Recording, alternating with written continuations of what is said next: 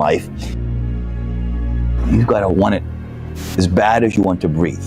And if you want it that bad, if you're willing to give it that much in life, then dreams do come true. Anything you want can happen and become a reality. I believe that sincerely, and I'll die on that thought. If you think the price of winning is too high, wait till you get the bill from regret. And that bill from regret is generational. It's just a matter of what's important to you. And what's important to you, for whatever reason, you know, I felt like I didn't feel good about myself if I wasn't doing everything I could to be the best version of myself. Mm-hmm. If I felt like I left anything on the table, it would eat away at me. I wouldn't be able to look myself in the mirror. And so the reason why I can retire now and be completely comfortable about it, because I know that I've done everything I could to be the best basketball player I could be. Mm-hmm. That's where it comes from for me. You can't leave any stone unturned. Nobody handed me nothing. If you want it, go get it. Stop telling your visions to other people, because they're not going to see it. Why you think you keep imagining opening a business? Why do you keep imagining buying a house? Why do you keep imagining driving a really nice car? Why do you keep imagining getting rich one day? Why do you keep imagining that? Because God is talking to you. He's showing you something that he has for you. When I was a kid, I was wondering kind of what's the meaning of life? Like, why are we here? What's it all about? And I came to the conclusion that what really matters is trying to understand the right questions to ask. No more f***ing around. You want your life to be better? I can't help you. Lee can't help you. Joe Rogan can't help you. Ari can't help you. Only you can f***ing help you. Grab your f***ing balls, get a f***ing notebook, and write down what the f*** you're gonna do this year. And this is it. You're not gonna have these problems. F*** the drugs, f*** the cigarettes. It all starts f***ing today, all right? No more f***ing excuses.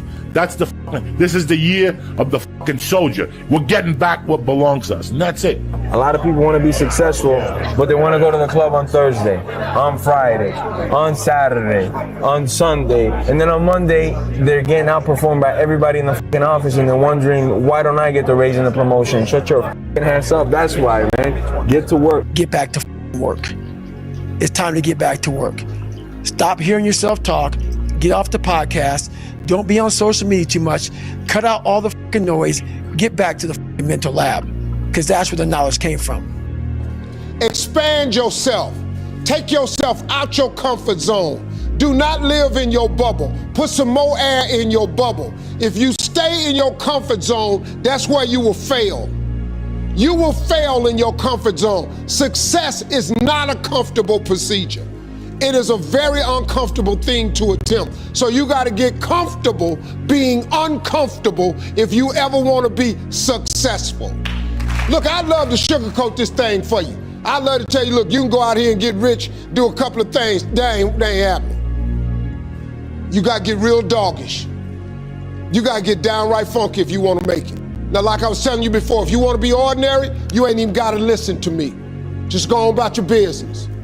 If you think ordinary is cool, ain't no problem. It's some really, really wonderful ordinary people. But if you are sitting in this room and you have extraordinary aspirations, then you're gonna have to do extra. You put extra on top of ordinary and you come up with extraordinary. It's no other way. All men are created equal. Some work harder in preseason. I'm gonna say it again because you might have missed it. All men are created equal.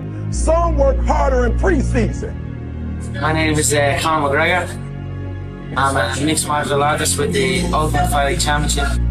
What does martial arts do for you? Martial arts give me a focus. I don't know where I would be without martial arts in my life. That's why I have to be so authentic and so real about my own insecurities, my own faults, just being a up person. I'm not the best at anything. I'm not gifted. I'm just driven. And it's all about trying to share that message with people. It's all about, I speak to a lot of people. Find your impossible. What is it you think is impossible? You could never quite grasp. That's what you have to go after. You don't have a dream, man, you're dead. You'll only go as far as you dream.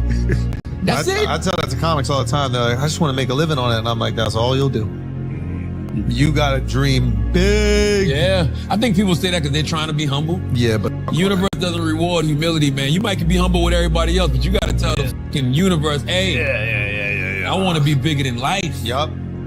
If you give up on your dreams, what do you have left? Nothing. I can't live that way. I wasn't born to be wrapped up in bubble wrap and a blanket and sit on the couch and tremble as the world goes by outside my door. I want the world to tremble when I go by its door.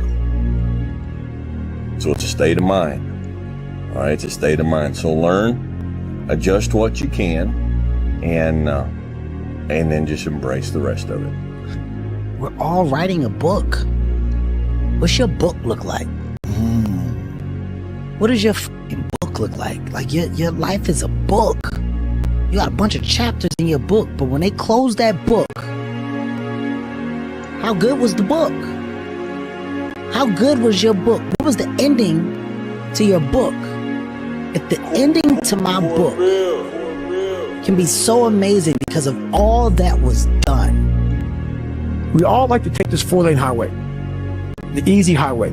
It has fucking signs, it has restaurants. We all love that 4-lane highway. We always step over the shovel. And all I did was I picked up that fucking shovel, and that shovel, I made my own path. And you may have big boulders and shit.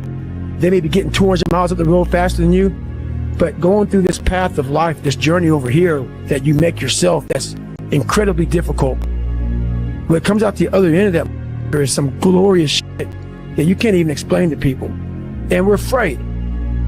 Bottom line is, most of us, even the people who have all these theories and shit, it's easier to accept the fact that I'm just not good enough. I wasn't made to do that. And yeah, some of us can't be LeBron fucking James. But I'll tell you right now, man, we can do a lot of shit when it comes to this pure arm guts and willpower and getting through shit. We have a lot more than we think we have. From that day forward, I made a promise that I will give it everything I got. I'm ready to die for what I had to succeed. I have to give it everything I got. That way I'm a winner no matter what. The Mamba mentality simply means trying to be the best version of yourself. That's what the mentality means. It means every day you're trying to become better. Every person has the ability to put one foot in front of the other. One step at a time. Right? So like if you're saying, okay, I'm going to climb Mount Everest. You're at the bottom of the mountain and you look up and you're going, I'm not going to climb Mount Everest. Right? But if you break it down into sections and just one foot in front of the other, one step at a time, next thing you know, you're at the top of the mountain. You can't stop. You can't quit. I want to be the guy that people looked at. I don't care if you like me or didn't like. I don't care. But it said this is going to keep coming after whatever the is in front of him. Man, I like to picture God looking down and saying, yeah, but that boy just won't quit. He just watch him. He'll get back up and he'll get up swinging and he'll try again. He just don't quit. Get off your butt. Get out of those stands. Get in the arena. Get dirty. Get sweaty. Get bloody. Get knocked down. Get back up. Get knocked down again. Get back up. And when people point at you and laugh at your failure, say, yeah, I'm in the arena with a sword in my hand. And you're sitting up there in the stand with a biscuit in yours. Who's more proud? One time in my life I felt that. What was my purpose? And sometimes you graduate out of high school, you look for that job, you look for that career, college, the degree, you still question, is this my purpose? I want to talk to you about the center, your center, your purpose. One question that I always ask myself, even I would always ask myself, is your purpose. What's your purpose? for living? Do you know your purpose? What you're created to do? Do you know what that is? A lot of people live their entire lives not knowing. Entire lifetime not being happy because they feel as though they're not fulfilling their purpose. You see that man right there? So, like, for instance, let's say you have no races. Let's say you have no classes, no nothing. There's no purpose in your life. You know, people need to have purpose to get up. They need purpose to perform. You need to get to a point in your life where there's nothing on the docket. There's no 5K. There's no I'm going to get into school to be this or that and still perform to the highest level. Because what people don't get is one day that thing's going to come up. And if you're not constantly performing without purpose, you're not going to be ready when the time comes.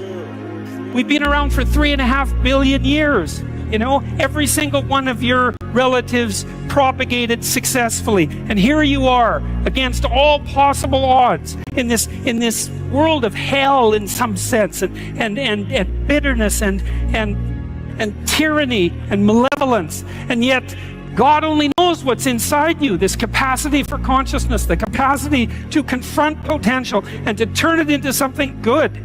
That's us, man. That's the Western story. That's the individual as the cornerstone of the state. That's our responsibility, and it really is who we are. And so we need to know that, and we need to remember it, and we need to act it out. And then maybe we can see what we can do about it, you know, and see how good we could make things. And maybe that would be the purpose of your damn life, right? Not to be happy. It's like, there's problems to be solved. Be happy after you solve the goddamn things, right?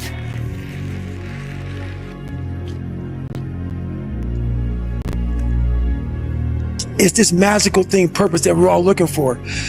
But what's funny about it all is that we need these things to perform. But we don't take a second to realize the purpose is always there. The purpose never leaves us, because the very purpose is you. You are always the purpose. There may be another purpose, like being a SEAL or going to college or whatever, but the main purpose in life is you. So if you wake up in the morning and you don't want to do something, you don't care enough about yourself. And that's what you need to really research is, man, why am I not doing this for myself? Because that is the number one purpose in life, is to better oneself. So that's the only purpose I need. So the reason I get up every day, even though there's no race or there's no school, there's nothing in front of me, is because I have pride in myself. And it would be so good if we could, people wonder, well, what's the meaning of life? Like, what's it all about? What justifies the suffering and the misery and all of that? It's like, well, that's what justifies it. It's like you put yourself up against that. You think, okay, with all of this pushing against me, how much can I push back?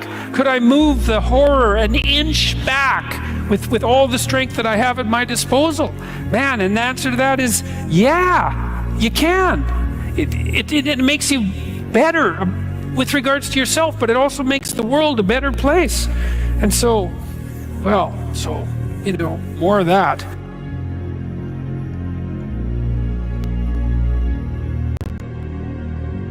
It's easy to give up. You know, Hell it's yeah. easy. It's the easiest thing in the world to do. I'm done. I ain't going. Oh yeah. I ain't gonna keep going. Yeah, I don't feel like going to work. I'm done. Yeah, man. It's easy. It's very easy. But what's hard is going, yo, yesterday I got nothing from working as hard as I could. Nothing happened from that. I'm gonna do the same thing again today, but I'm gonna try to go harder. That's the hardest thing in the world. To get up every day and give 100% and be in the same position that you were each day, but mentally know that you're trying and trying and trying. That's a real grind. We don't want to suffer. We don't want to feel discomfort. So the whole time we're living our lives in a very comfortable area. There's no growth in that. So for me, I realized that the reason I became 297 pounds is because that was comfortable. What was very uncomfortable was running. What was very uncomfortable was being on a diet. Was very uncomfortable, was trying to face things that I didn't want to face. And I also realized when I was really big, I had no growth. Why? Because I was living comfortable. So I realized for me to find growth, I had to face all these different things that made me very, very uncomfortable. One thing I faced was running. I absolutely hated running. But I knew for me to grow, I had to do this thing every single day. I wanted to start callousing my mind. I wanted to start becoming a better person. And how you become a better person, how you gain mental toughness, how you become the person you want to be, is constantly facing the things that you don't want to face. If you constantly run away from things that you don't want to face, how is there growth?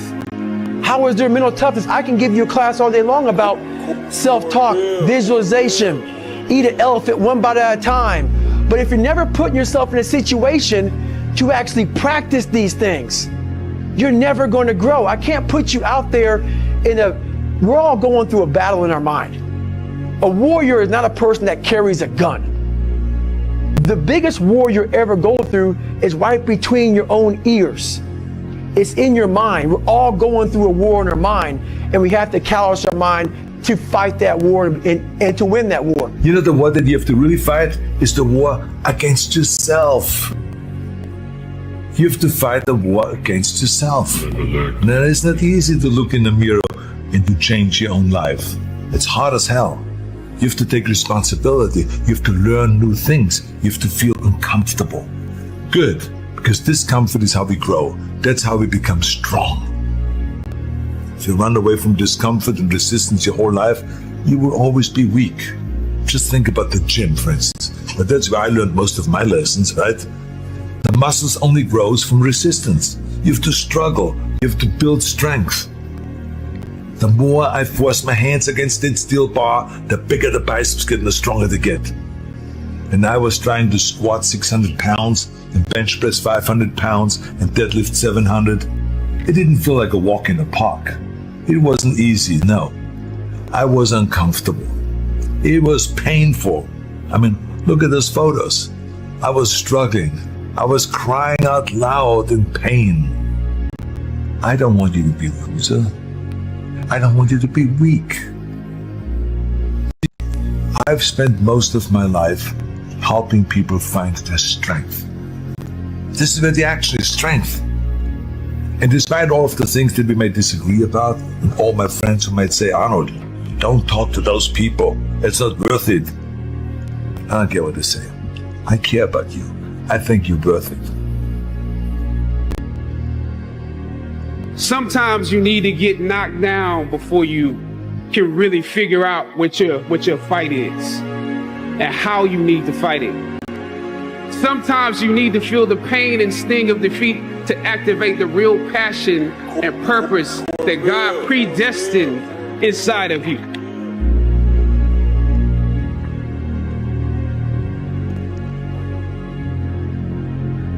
I don't know what your future is.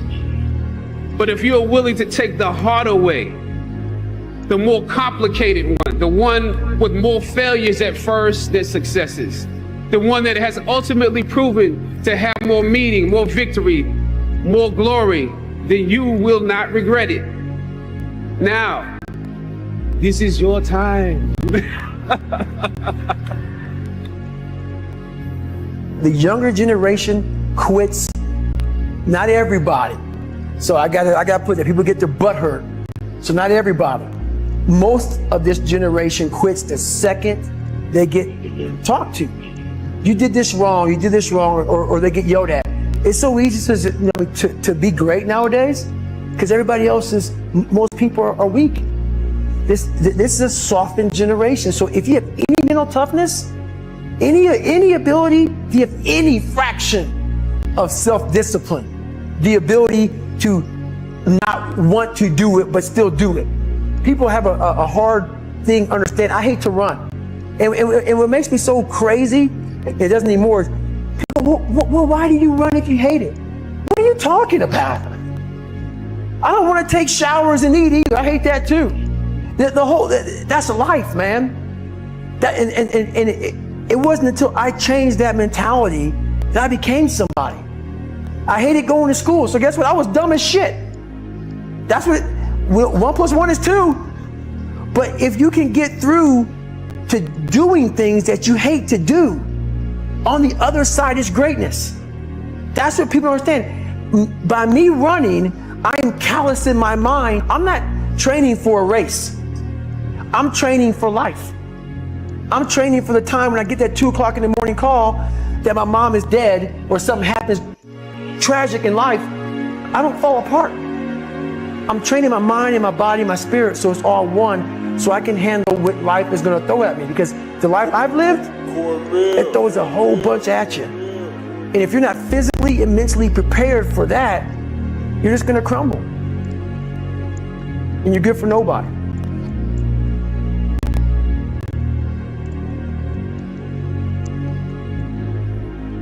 Going back to who I am, how I became who I am today. And it comes back from hard work.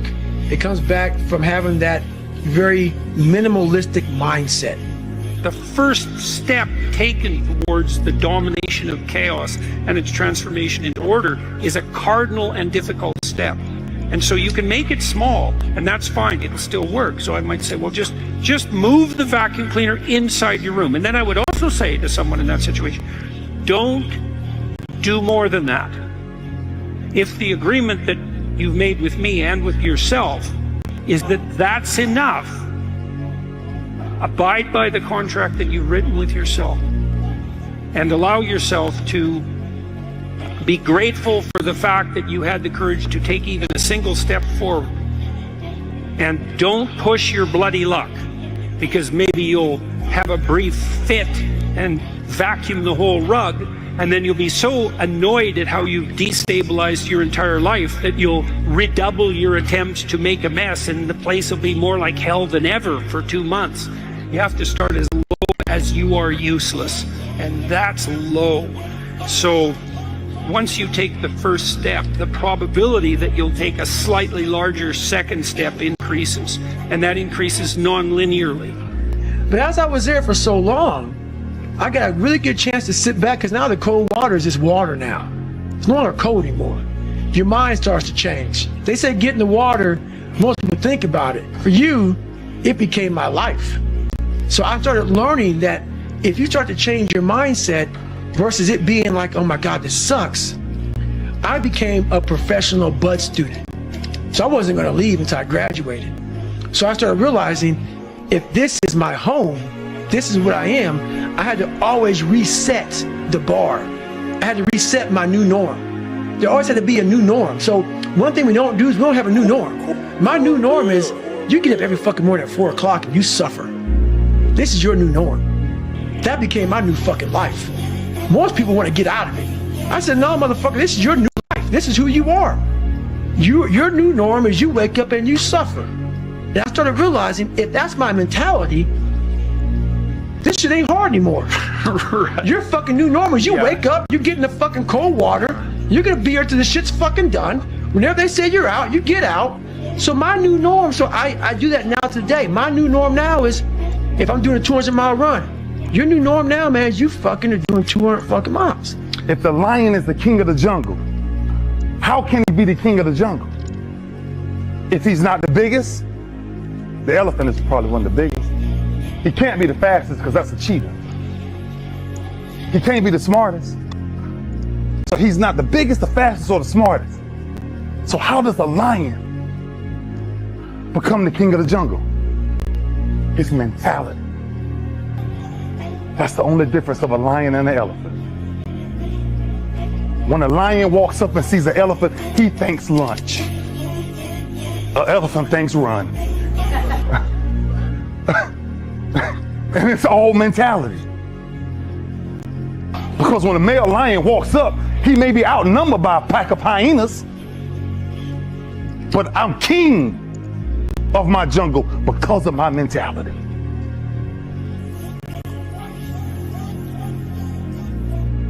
So we just have to regroup. Like I said, next season starts right now, and come back next season and play. How much harder will you work in this offseason now to get back to the championship? I push myself to exhaustion. Everyone does a few reps when the burn starts and they stop. No one goes the extra mile and keeps going. Like no one's in here right now. Why? Because it's Saturday evening, everyone's going to party, no one's in here, just me. You know, no one goes the extra mile. The thing about traffic jams, guys,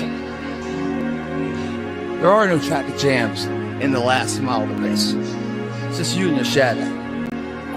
In the beginning, everybody's there. All the pretenders and the contenders, they're all there. But the last yard of life, the last mile of the journey, ain't nobody but you and your shadow. Traffic jams don't exist that far. So everyone else started giving up. That's what I like too, the mental concept. I'm going that far. I love the physical high of the burn being released. I love the mental high that I improved myself. I love the mentality that I'm defeating my competitors silently, but they don't even know it. They're out partying, I'm out here getting ahead. Invincibility, man. Yeah. Well, one of the things I recommend to young people, especially true for people in their 20s, is that you should push yourself beyond your limits of tolerance in your 20s to find out where it is. How much can you work? How disciplined can you become? Like, can you work 12 hours a day? Can you work 8 hours a day? Can you work 3 hours a day? Like, flat out. Where's your limit? And how much work can you do and how much socialization? You should find out. Push yourself past and then back off to that point where it's optimally sustainable. It's good to think about that as a goal. It's like you're trying to discover what your limitations are when you're in your 20s, so that you can hit that edge, so that you can sustain yourself across the decades. And so, yeah, because you don't want to have too much fun, right? Too much fun takes you out. You don't want to be the oldest guy at the disco. You know, it's not fun being the 40-year-old at the singles bar, precisely. So you want to make sure that what you're doing is age appropriate, and you want to push yourself in every direction that you can, but you should be doing that with an aim in mind. It's like you're trying to make yourself into a better and more competent person. And so some discipline along with the fun is a good idea. You're out running on a track, working out, and you start talking to yourself saying, man, my knee is really sore right now. Maybe I'm doing too much. Maybe I need to back off, you know. Man, my lungs are burning. Maybe I can just slow down here. I'll do like an extra 2 sets tomorrow. You know, it'll be okay. Yeah. Right? That sort of stuff. Yes. Like that stuff's dangerous. Yes. And that's, you just got to say, you know what? I'm not negotiating with myself. Yeah. The deal was already made. Deal was made. When I set out at the beginning of the summer and said, this is the training plan I'm doing, I signed that contract with myself. I'm doing it. You know, throughout that process, you'll start talking to yourself like, man, I think I need to, maybe if we, nope. No, this is non-negotiable. Non-negotiable. Yeah. The bike got easier. I was able to run more. I went from like 1 mile. 1 mile was a great accomplishment.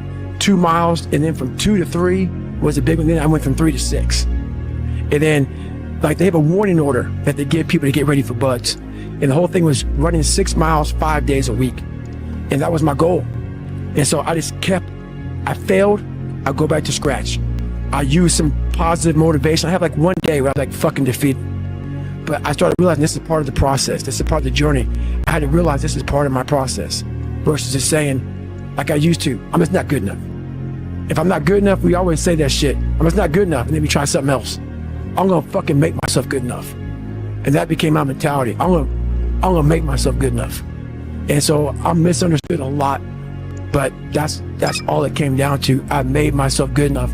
And the days I couldn't run that far, the next week, I would do 2-a-days. So on the running, if I ran a quarter of a mile, I wait a fucking couple hours, it'd haunt me, bother me. I try to run a half mile next time, same day. You can do more than this. If I had to walk, I had to walk. It just became just a process of grinding and grinding, and grinding is not even a good word for it. It's not even a good word for it. And just going further and further. And then when I got through running, I go to the bike, I go to the pool. If I got tired somewhere, my legs were tired, I go to the gym. And I developed this crazy workout where I was doing volume, like 200-300 reps of like very lightweight. People always say, how come you don't have any like loose skin? My workout routine in the gym became sick. But I remember we were playing against the Lakers, Tom, and we were out here in LA. And, you know, like I always try to outwork people, right? That's just how I made my mark. So the game was at 7. It's like, you know what? I'm gonna come to the Staples Center because we're playing. This is when the Lakers had Kobe and Shaq. Okay, this is like the championship Lakers. So you know, I'm gonna get there at 3 o'clock. I want to make sure I make 408 shots before I go back into the room, and then I sit in the sauna and I get ready for the game. So, you know, get in the car, get to the gym, get there, and as I'm walking onto the court, who do I see? I see Kobe Bryant already working out. And I'm like, okay, it's kind of cool. It's Kobe. What's up, Kobe? You know? And, you know, so I put my sneakers on, and you ever get lost in what you do where you end up like, wait, it's been an hour and a half? Like I'm here, I'm in it. So once I set my foot across that line, I started working out. And so I worked out for a good hour and a half. And when I came off, after I was done, I sat down, and of course I still heard the ball bouncing. I look down, I'm like, this guy's still working out. So he was working out, like, it looks like he was in a dead sweat when I got here, and he's still going. And it's not like his moves are nonchalant or lazy. He's doing like game moves, you know? I sit there and I unlace my shoes. I'm like, I want to see how long this goes. So I sit out there and watch 25 minutes, and he got done. I said, okay, I think I've seen enough. Go play, you know, come back, get in the sauna, get ready for the game. That game, he drops 40 on us, okay?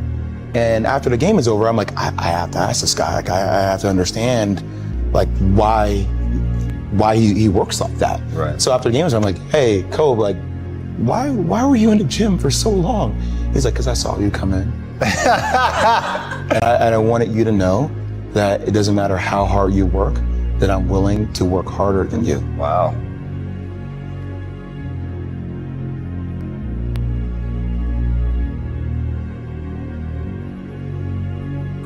I'm able to just extract dopamine, the good dopamine whenever I want. Man, I've trained 99% of my life alone. No one pat me on the back. I did all of the work alone. And while I'm still hard on myself, I know what I did. So whenever times get bad for me, people, all this, who's gonna carry the boats and love? That's real. I hate that people know me for that guy, because that guy is not every fucking day. Like, when they see me, they want that energy. That's not me every day. I can extract it immediately when I need to, because when you train alone, and I lived alone for so many years in this misery, and you're able to get out by yourself, I can take myself to such a level of real passion and purpose. And like, the feeling I get is something I can't even explain by myself. I don't need anyone. That's why people come to me to motivate them. No one can motivate me. The bottom line is, no one's coming. No one. No one's coming to push you. No one's coming to tell you to turn the TV off. No one's coming to tell you to get out the door and exercise. Nobody's coming to tell you to apply for that job that you've always dreamt about.